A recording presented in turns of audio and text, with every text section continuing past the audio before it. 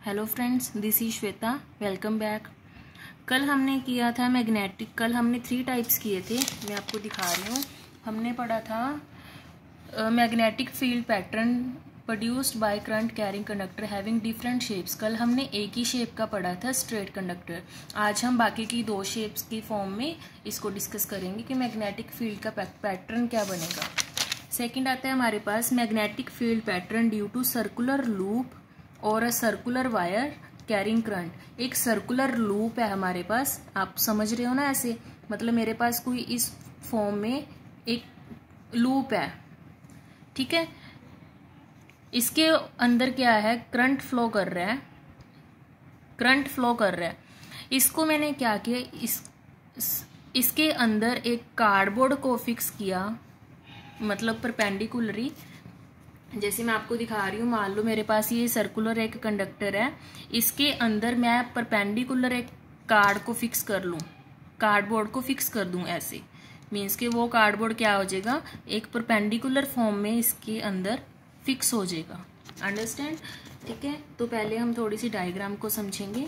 देखो, एक क्या है, कंडक्टर है, सर्कुलर लूप में है जो बैटरी के साथ ज्वाइन किया हुआ है। इसके ऊपर क्या किया, कार्डबोर्ड को फिक्स किया हुआ है। जैसे करंट फ्लो करना स्टार्ट हुआ, मैग्नेटिक फील्ड लाइंस प्रोड्यूस होनी स्टार्ट होगी। आप देखोगे कि सर्कुलर लूप का सेंटर जो कार्डबोर्ड में से पास थ्रू कर रहा है, उसके अराउंड मैग्नेटिक फील्ड लाइंस बन रही हैं, ठीक है। जैसे जैसे आप सेंटर से दूर होते जाओगे, ये एक सेंटर हो गया मान लो C1, ये दूसरा सेंटर है C2, ठीक है। जैसे जैसे आप सेंटर से दूर होते जाओगे, वैसे ही मैग्नेटिक फील्ड लाइंस का जो सर्कल बन रहा है वो भी बड़ा होता जाएगा, ठीक है। दूसरे सेंटर पे भी ऐसे होगा, सर्कुलर लूप में मैग्नेटिक फील्ड फॉर्म होना स्टार्ट हो जाएगा। जैसे जैसे आप सेंटर से दूर जाओगे, मैग्नेटिक फील्ड लाइंस का भी सर्कल क्या हो जाएगा, उतना ही बड़ा बनना स्टार्ट हो जाएगा। बट एट दी सेंटर, दोनों सेंटर्स का जो मिड आएगा, वहां पे आपका जो मैग्नेटिक फील्ड है वो एक स्ट्रेट लाइन में आ जाएगा। मीन्स कि बहुत ही ज्यादा बड़ा मैग्नेटिक फील्ड का एक सर्कल बनेगा। Understand students. और आगे हम बात करेंगे इसकी डायरेक्शन कैसे फाइंड आउट करेंगे। डायरेक्शन हमने लास्ट वीडियो में पढ़ा था, Maxwell right hand thumb rule.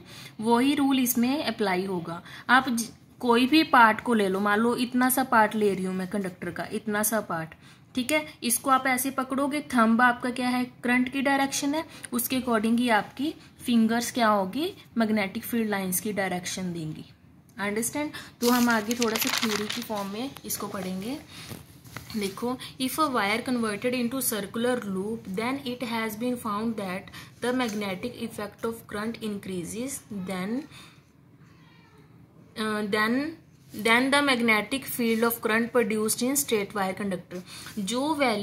जो मैग्नीट्यूड मैग्नेटिक फील्ड का स्ट्रेट वायर में आया था, उससे कई ज्यादा मैग्नीट्यूड में सर्कुलर लूप में मैग्नेटिक फील्ड प्रोड्यूस होगा। मीन्स के जो मैग्नेटिक फील्ड सर्कुलर लूप में आएगा वो ग्रेटर देन होगा magnetic field from straight conductor, ठीक है। A circular loop is fix to thin cardboard sheet T. एक कार्डबोर्ड शीट टी फिक्स की हुई है। When a current is pass through the circular loop of a wire, the magnetic field is produced around it. These lines are circular near the current carrying loop। जैसे current pass होना start होगा, एक magnetic field produce होना start हो जाएगा around the conductor. And ये कौन सी form में होगा, सर्कुलर फॉर्म में होगा। As we move away from the as we move away, जैसे जैसे हम दूर जाते जाएंगे, the concentric circle representing magnetic field lines become bigger and bigger. जैसे हम सेंटर से दूर दूर जाते जाएंगे, वैसे ही जो मैग्नेटिक फील्ड का जो मतलब सर्कल है वो बड़ा बड़ा होता जाएगा। At the centre of loop the magnetic field lines are straight, point M जो हमने लिखा था। By applying right hand thumb rule, it can be seen that each segment of loop produce magnetic field lines in the same direction with the loop. तो direction कैसे find out कर सकते हैं, right hand thumb rule से। Means के thumb क्या था, आपकी करंट की डायरेक्शन देता था, एंड आपकी फिंगर्स की डायरेक्शन क्या थी, डायरेक्शन ऑफ मैग्नेटिक फील्ड। आगे आता है the magnitude of magnetic field produced by current carrying circular loop at it centre is, means के सेंटर पे जो मैग्नेटिक फील्ड प्रोड्यूस हो रहा है उसका मैग्नीट्यूड किस किस पे डिपेंड कर रहा है। फर्स्ट आता है the magnitude of magnetic field is directly proportional to the current passing through the circular loop. एक तो करंट की डायरेक्टली प्रोपोर्शनल आएगा, दूसरा आता है inversely proportional to the radius of circular loop. Means के करंट के क्या आएगा, डायरेक्टली प्रोपोर्शनल आएगा एंड इनवर्सली प्रोपोर्शनल होगा रेडियस ऑफ सर्कुलर लूप। ठीक है, आगे हम देखते हैं the strength of magnetic field produce by circular coil proportional to its radius. Means के जो मैग्नेटिक फील्ड की स्ट्रेंथ आती है, जो सर्कुलर कॉइल का रेडियस है, सर्कुलर कॉइल जो हमने ली है उसका जो रेडियस है उसकी क्या आएगी, प्रोपोर्शनल आएगी, डायरेक्टली प्रोपोर्शनल आएगी। आगे आते हैं the strength of magnetic field produce by current carrying conductor coil can be increased. कैसे कैसे इंक्रीज कर सकते हैं मैग्नेटिक फील्ड को, by increasing the number of turns of wire in coil, number of turns को इंक्रीज करके wire की, and by increasing the current flowing through a coil.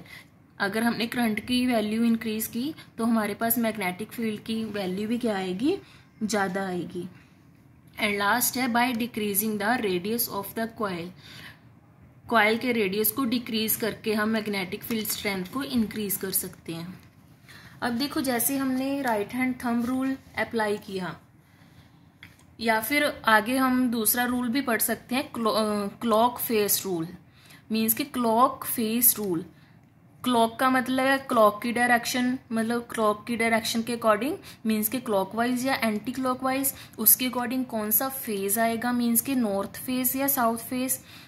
ठीक है, वो रूल हम यहाँ पे अप्लाई करते हैं। अगर देखो आपका करंट सर्कुलर लूप में क्लॉकवाइज डायरेक्शन में फ्लो कर रहा है, ऐसे ऐसे फ्लो कर रहा है, तो आपका उस साइड वाला फेस कौन सा आएगा, साउथ फेस आएगा। अगर आपका कॉइल में करंट क्या है, एंटी क्लॉकवाइज मूव कर रहा है, एंटी क्लॉकवाइज इस डायरेक्शन में, तो आपका वो वाला फेज कौन सा होगा, नॉर्थ फेज होगा। ठीक है, if the current around the face of coil flows in clockwise direction then that face of circular wire will be south pole. If the current around the face of coil flows in anti-clockwise direction, then that face of circular wire will be north pole.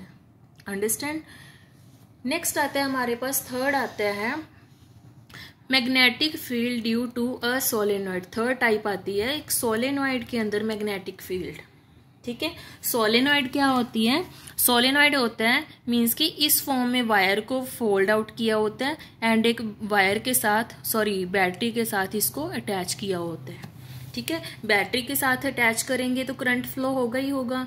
ठीक है, उसके according इस wire में magnetic field की direction क्या आती है, किस फॉर्म में आता है। देखो जैसे ही करंट फ्लो करना स्टार्ट किया वायर में से, तो आप देखोगे इनसाइड द सोलेनॉइड, जो ये अंदर वाला पोर्शन है इनसाइड द सोलेनॉइड, उसके अंदर मैग्नेटिक फील्ड क्या है, स्ट्रेट लाइन में है। But outside the magnetic field क्या है, नॉर्थ पोल से बाहर आ रहा है एंड साउथ पोल के अंदर दोबारा से एंटर हो रहा है। मीन्स कि ये इसकी क्या है, मैग्नेटिक फील्ड की डायरेक्शन है। सोलेनॉइड के अंदर मैग्नेटिक फील्ड की डायरेक्शन क्या आएगी, north to south outside the solenoid, and inside the solenoid क्या आएगी, south to north pole. Understand? तो थोड़ा सा थ्योरी के साथ इसको रीड करके पढ़ते हैं। The solenoid is a long coil containing a large number of close turn of insulated copper wire। Copper wire, insulated copper wire को यूज करके हमने टर्न्स की हुई है, नंबर ऑफ मतलब ज्यादा नंबर ऑफ टर्न्स को फॉर्म करके एक सोलेनॉइड को फॉर्म किया हुआ है। When an electric current is pass through a solenoid it produce a magnetic field around it. जैसे करंट फ्लो होगा तो उसके अराउंड मैग्नेटिक फील्ड प्रोड्यूस होगा। The magnetic field produce by a current carrying solenoid is similar to the magnetic field produce by a bar magnet. जैसे हमने bar magnet में देखा था ना, बार मैग्नेट में क्या था, outside the bar magnet north to south जाता था and inside the bar magnet south to north थी मैग्नेटिक फील्ड की डायरेक्शन। वही सेम क्या आएगा, सोलेनॉइड में आएगा। The magnetic field lines inside the solenoid are in form of parallel straight line। Inside क्या, इनसाइड मतलब सोलेनॉइड के अंदर क्या होगी, सारी magnetic field line straight line में होगी एंड पैरेलल होगी एक दूसरे के। This indicate that the strength of magnetic field is the same at all the point inside the solenoid। Means कि inside the solenoid सारे पॉइंट्स पे मैग्नेटिक फील्ड की स्ट्रेंथ क्या रह रही है, सेम रह रही है, जिसे हम कहेंगे यूनिफॉर्म मैग्नेटिक फील्ड। तो यूनिफॉर्म मैग्नेटिक फील्ड को कैसे डिफाइन कर सकते हैं, मीन्स कि यहाँ पे हर पॉइंट पे आपकी मैग्नेटिक फील्ड की डायरेक्शन क्या रहती है, सेम रहती है। One end of the solenoid act as the north pole and the other end is a south pole। ठीक है, नेक्स्ट आते हैं इसकी स्ट्रेंथ को कैसे मतलब डिपेंड कर रही है, किस किस फैक्टर्स पे डिपेंड कर रही है। The strength of magnetic field produce by a current carrying conduct solenoid depends on the number of turns in solenoid. First point आता है, जितने ज्यादा नंबर ऑफ टर्न्स होंगे सोलेनॉइड के अंदर उतना ज्यादा आपका मैग्नेटिक फील्ड ज्यादा होगा। Larger the number of turns greater will be the magnetism produced. Second आते हैं the strength of current in solenoid. यहाँ पे भी ये सेम, लास्ट में भी हमने पढ़ा था, करंट को जैसे ही हम इंक्रीज करेंगे वैसे ही मैग्नेटिक फील्ड भी क्या होगा, इंक्रीज होगा। Larger the current stronger will be the magnetic field. Third आता है the nature of core material used in making solenoid, कि हम किस मटेरियल की सोलेनॉइड बना रहे हैं उस पर भी डिपेंड कर रहा है। देखो, the use of soft iron rod as a core in a solenoid produce strongest magnetism. अगर हम सॉफ्ट आयरन रॉड को यूज कर रहे हैं सोलेनॉइड बनाने के लिए तो उसमें क्या होगा, सबसे ज्यादा मैग्नेटिज्म प्रोड्यूस होगा, सबसे ज्यादा मैग्नेटिक फील्ड प्रोड्यूस होगा। Understand students? तो आगे का टॉपिक हम कल करेंगे, कल हम करेंगे इलेक्ट्रोमैग्नेट। ठीक है, तो आप यहाँ तक अपना ध्यान से पढ़ो। Okay, thank you.